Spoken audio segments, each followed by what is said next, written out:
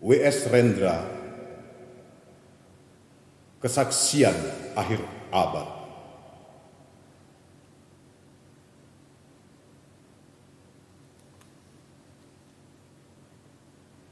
Ratap tangis menerpa pintu kalbuku. Bau anyir darah mengganggu tidur malam. Oh tikar tafakur, oh bau sungai Tohor yang kotor. Bagaimana aku bisa membaca keadaan ini?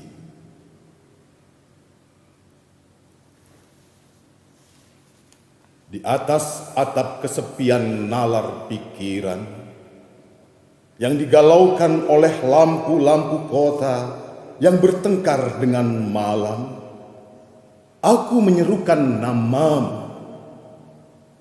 Wahai para leluhur Nusantara,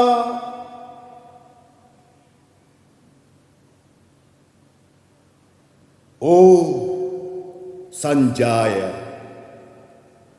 leluhur dari kebudayaan tanah. Oh Purnawarman, leluhur dari kebudayaan air. Kedua wangsamu telah mampu mempersekutukan budaya tanah dan air. Oh Resi Kuturan,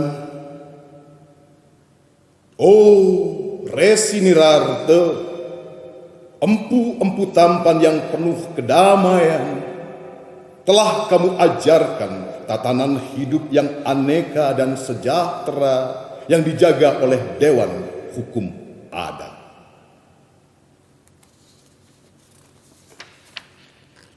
Oh, bagaimana aku bisa mengerti bahasa bising dari bangsaku kini?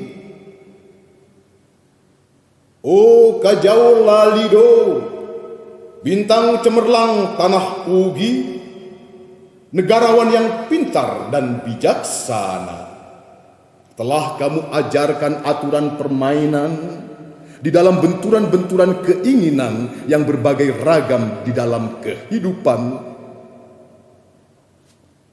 Ada bicara, rapang, dan wari. Oh, lihatlah wajah-wajah berdarah dan rahim yang diperkosa muncul dari puing-puing tatanan hidup yang porak-poranda. Kejahatan kasat mata tertawa tanpa pengadilan. Kekuasaan, kekerasan, berak dan berdahak di atas bendera kebangsaan.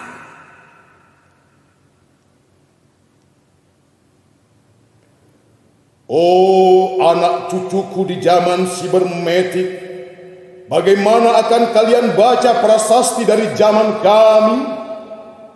Apakah kami akan mampu menjadi ilham kesimpulan, ataukah kami justru menjadi sumber masalah di dalam kehidupan?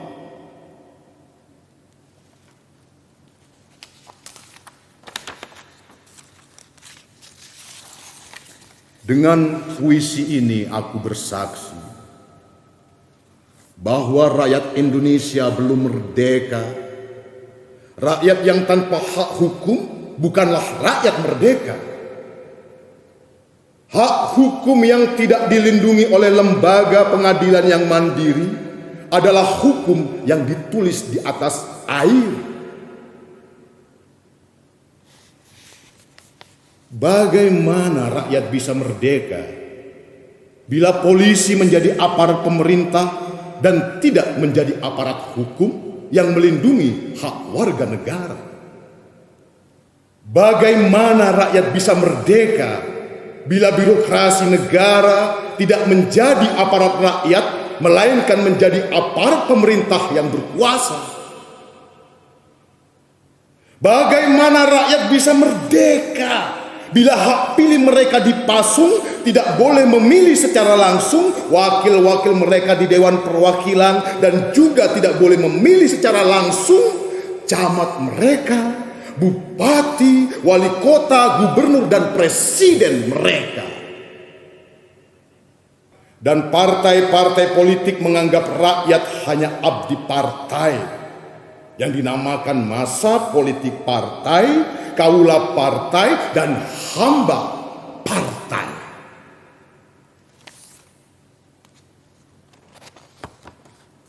Bagaimana rakyat bisa merdeka bila pemerintah melecehkan perdagangan antar daerah dan mengembangkan merkantilisme endless sehingga rela menekan kesejahteraan buruh, petani, nelayan, guru, dan serdadu berpangkat rendah?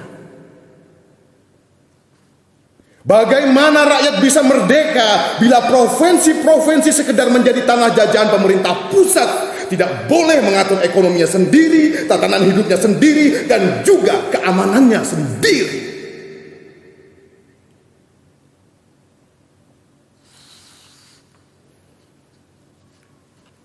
Ayam, serigala, macan, ataupun gajah, semuanya peka pada wilayahnya. Setiap orang juga ingin berdaulat di dalam rumah tangganya. Setiap penduduk ingin berdaulat di dalam kampungnya, dan kehidupan berbangsa tidak perlu merusak daulat kedaerahan.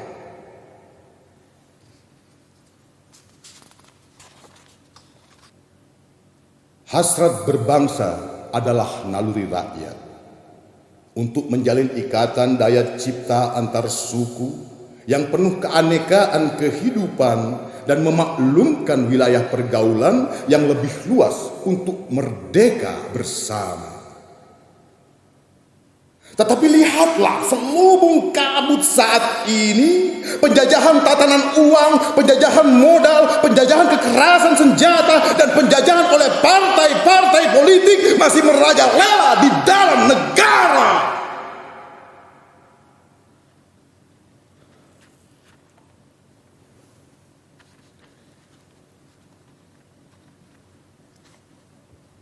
Dengan puisi ini, aku bersaksi bahwa sampai saat puisi ini aku tanda tangani, para elit politik yang berkedudukan ataupun yang masih di jalan tidak pernah memperjuangkan sarana-sarana kemerdekaan rakyat. Mereka hanya rusuh dan gaduh memperjuangkan kedaulatan golongan dan partainya sendiri. Mereka hanya bergulat untuk posisi sendiri. Mereka tidak peduli kepada posisi rakyat.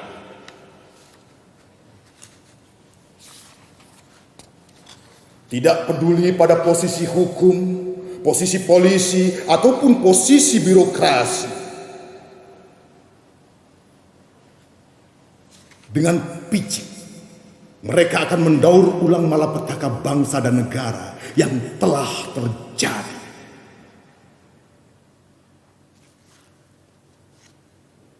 Oh, Indonesia. Indonesia, negara yang kehilangan makna. Rakyat sudah dirusak asas tatanan hidupnya, berarti sudah dirusak dasar peradabannya, dan akibatnya dirusak pula kemanusiaannya.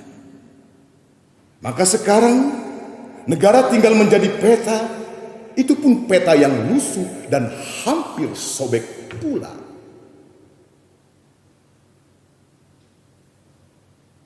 Pendangkalan kehidupan bangsa telah terjadi.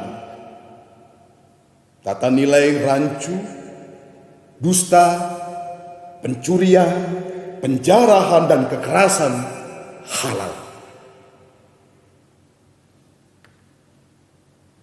Manusia sekedar semak belukar yang gampang dikacau dan dibakar.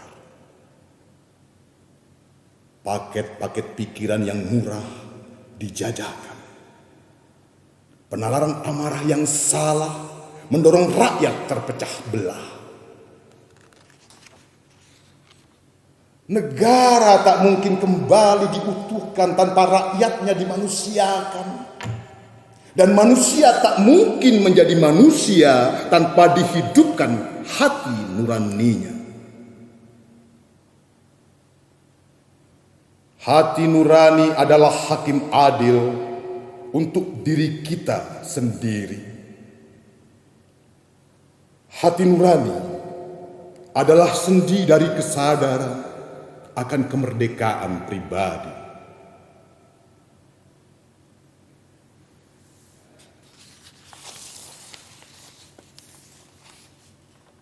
Dengan puisi ini aku bersaksi bahwa hati nurani itu meski dibakar tidak bisa menjadi abu.